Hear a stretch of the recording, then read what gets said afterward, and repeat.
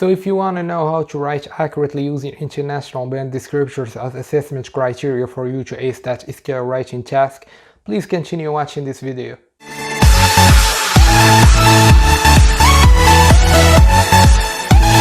In that there are a lot of information to share about this topic, especially for the written part of the essay of the English test of Iscae. I thought about dedicating this first part solely for the written essay. So first, how do I pretend to know what Iscae written essay is about? Assuming I was preparing to get an English diploma and I was wandering between TOEFL and Ielts after getting my TOEIC, I was taking some online courses, and so once I started investigating in every single one of these written Iscae tests, I found a lot of these texts are taken from some online sources.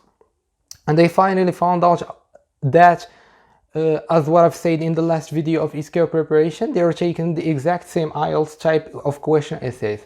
Agree, disagree this essay, double question essay, advantages, disadvantages essay, discuss both views and give your opinion essay, and problem solution essay with the exact same criterion, which is always to write in no more than 200-250 words. And by the way, Ielts refers to International English Testing System, and it's a test that taken mostly by people who want to pursue studying abroad or to get a job in an English native speaking country, and also by native speakers who want to be teaching English later. And about the work that you're going to see right now, my primary source was E2 Language Academy, a British online English test preparation academy. I like their work a lot, more than any other online English test preparation platform. So for the written essay, what I've noticed in the last 2 years is that it's getting more valuation among the overall test. Henceforth, it's like 12 points out of 20 are about 60 different questions about the grammar, structure, vocabulary and reading, and the 8 remaining points are only about the written essay.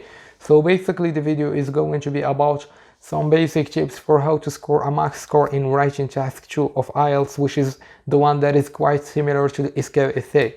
And I'm gonna link in the description below some resources that you can take so that you can improve drastically and correctly when it comes to your writing skills. So let's dive right in. Here we see what examiners use to mark your writing, and obviously you can use it as a guideline to maximize your score, because you're giving the examiner exactly what he needs from your writing. You will be given a score for each one of them. First of the 4 assessment criteria is task achievement. Have you answered all parts of the question, and have you gave relevant ideas? Have you respected the 250 words limit? Can I conclude by reading your essay that you have a very clear focused position about the topic? And as a matter of fact, that's the most important one, that's called worsen a lot your essay score in case you don't have a clear focused position about the essay. So these are the questions you should be asking yourself when you're working on Iscae essays. And that's for the first assessment criterion. The second assessment criterion is coherence and cohesion. And here we're talking about the structure of the essay. Have you used paragraphing effectively? And here I'm going to advise you to go watch an Ielts expert teacher. I'm going to link his channel below. He's explaining perfectly each one of these question types in a great detailed manner, and explaining these concepts is not the goal of my video. I just want to guide you and show you from where you can get the best information possible that will help you improve and ultimately get the best score possible at English test of Iscae. The third assessment criterion is lexical resource or vocabulary. Is there a wide range of vocabulary? Is it used accurately? Are there spelling mistakes? The less you're using common words and synonyms, the most your vocabulary range will be just as sufficient. And please do not use informal language or abbreviation. Nowadays, due to our Netflix series conception and primarily Elon Musk memes conception, it became really hard to distinguish between the informal and formal language. So the fourth assessment criterion is the grammatical range and accuracy. Here we're talking about the range of sentence structures you're using. So basically, if you're only using simple sentences and you're not using subordinate clauses, for example, that's going to lower dramatically your score. And for that also I want to be mentioning the best channel resources that helped me improve in this particular area of grammar.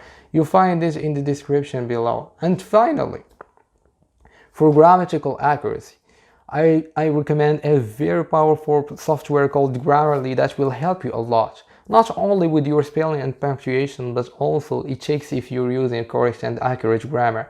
So to recap, when you're training for your writing essay, ask yourself these questions. Have I answered all parts of the question? Have I given relevant ideas? Have I respected the 250 words limit? Can I conclude by reading your essay that you have a very clear focused position about the topic? Have I used paragraphing effectively? Am I respecting the question type structure? Am I using a wide range of vocabulary? Is it used accurately? Are there spelling mistakes? Am I using a lot of common words and synonyms? Am I using a wide range of sentence types? And finally, do not forget to assist your spelling and punctuation and grammar accuracy using Grammarly. Peace out.